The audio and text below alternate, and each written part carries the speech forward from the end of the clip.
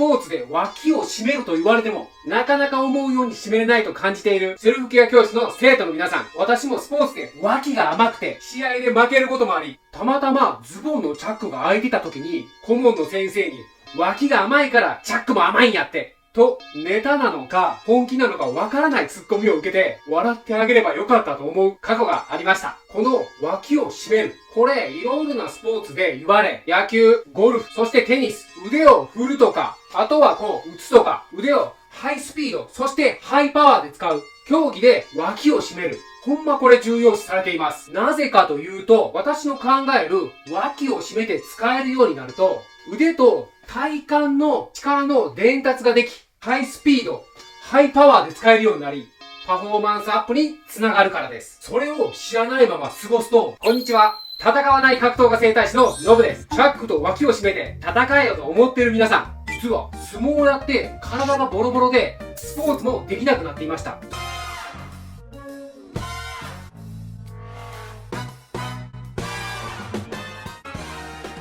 そこで今回は私の思う脇のひねり締めと腕と体幹を強烈につなぐノブ流ストレッチの授業になります。私も脇がよく開いて差し込まれて回しを取られて負けることもあり、気持ちは痛いほどわかります。皆さんよく脇を締めようと硬いとこをこのように緩めたり、このように伸ばすだけのストレッチをしたりしていませんか？これほんま飽きません。そして締まりません。実際にやっても脇を思うように締めれていますか？これ知らないまま間違った筋肉を狙っているので、そうなってしまうんです。なのでまずは私の考えを聞いて一緒に知識をつけて正しい筋肉を狙っていきましょう。脇を締めるにも2種類あって、1つ目は直線的にこのように脇を締める。これはただ脇を締めているだけなので力は弱いです。実際に直線的に脇を締めて誰かにこのようにぐっと引っ張ってもらってください。そうすると簡単に開いてきてしまいます。2つ目はひねりながら脇を締める。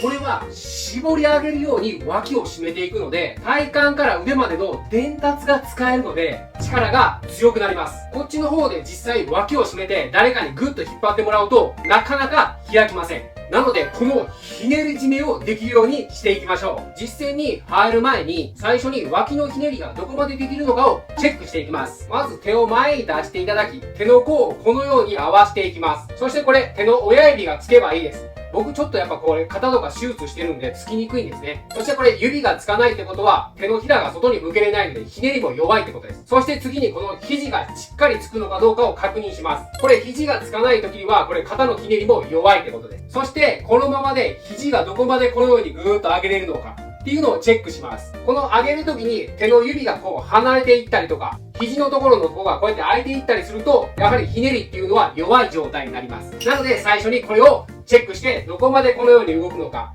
そしてどこまでこの状態を保てるのかっていうのをチェックしていただきます。では早速実践していきましょう。これ重りや器具はなくて自重でできるのでめちゃめちゃ簡単です。まず一つ目の筋肉です。肘をこのように曲げます。次に手のひらを天井の方に向けてさらにこのように外の方に向けていきます。次にこのままの体勢で肩甲骨をこのようにぐーっと背骨の方に近づけていきます。そうすると背中と肩甲骨の間のところに力が入りますので、その状態で10秒間10秒かける3回。では、このままやっていきます。ぐーっと寄せます。1、2、3、4、5、6、7、8、9、10です。この時に結構顔を前に出してやってる方がいるので、できたら顔はそんなに前に出さず、胸を張った状態でやるといいです。このままいきます。ぐーっと寄せます。1、2、3、4、5、6、7、8、9、10です。最後行きましょう。ぐーっと。1、2、3、4、5、6、7、8、9、10です。2つ目の筋肉に行きます。肘を伸ばします。そして手のひらをこのように前の方に向けます。そのままの体勢で肘をぐーっと伸ばします。そうするとここの二の腕のところに力が入りますので、その状態で10秒間、10秒かける3回いきます。ぐーっと。1、2、3、4、5、6、7、8、9、10です。これをするとき、手を真横よりか少し前にする方が入りやすくなりますので、そこをちょっと注意してください。じゃあこのままぐっと伸ばします。1、2、3、4、5、6、7、8、9、10です。ラストいきましょう。ぐーっと。1、2、3、4、5、6、7、8、9、10です。これ二の腕のプニプニにもいいですよ。次、3つ目の筋肉になります。3つ目の筋肉は肘を伸ばします。そして手のひらを前に向けます。次に、このような形で指をこのように曲げます。そのままの体勢で手首をこのようにぐっと曲げていきます。この時に肘の内側から小指側のところに力が入りますので、その状態で10秒間、10秒かける3回やっていきます。ぐっと。1、2、3、4、5、6、7、8、9、10。これポイントは、ここの小指をこの肘の内側の方にこのように曲げていただくと、ポイントのように入ってきます。ではそのまま行きましょう。ガッと。1、2、3、4、5、6、7、8、9、10です。ラスト行きましょう。ガッと。1、2、3、4、5、6、7、8、9、10です。これで3つ終わりましたので、再度チェックしていきます。まず手を前に出して、このような形で手の甲をこう合わします。そしてこのような形で指が近づくかどうかチェックします。そしてこうですよね。肘のところもチェックするような形ですね。ここが開かないように。次にこれの状態でどこまでこのように上がるかっていうことですね。先ほど僕ここぐらいまで上がらなかったのが、結構上がるようになってきましたよね。そしてこの時もここの上の幅ですよね。ここの指がつくかどうか離れないのかっていうのも、そしてここの肘ですね。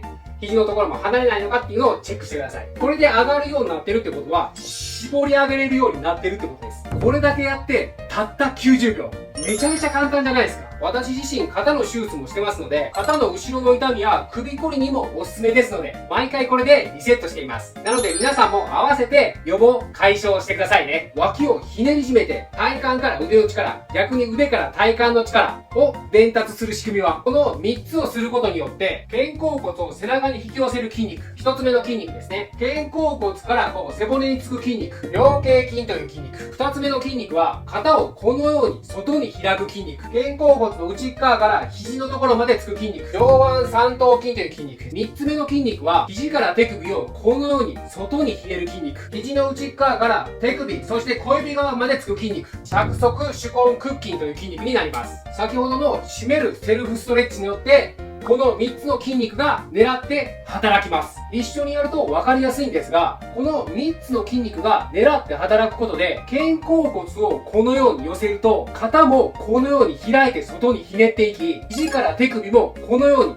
外のひねるような動きになってきます。結果、この筋肉を狙って働かすことができると、絞り上げるように脇が締めれるようになってきます。そして腕から体幹、体幹から腕の力の伝達ができ、力を逃がさないので、ハイスピード、そしてハイパワーで使えるというわけなんですね。なので、狙う筋肉が違うっていうことは、こういうことなんですね。このノブ流締めるストレッチは、背中のこりや姿勢改善にもめちゃめちゃおすすめです。毎日たった90秒。これを行うことが、ハイスピード、そしてハイパワーのパフォーマンスアップの秘訣ですからね。ここまで見てくれた生徒の高評価、チャンネル登録、そして応援コメントが私の何よりの励みになります。これから色々な悩みや痛みに対して情報を発信していくので、私と一緒に解決していきましょう。痛みや悩みに対する質問ややってみた感想など、ぜひコメント欄にご記入ください。ここまで見てくれた皆さんは、もうセルフケア教室の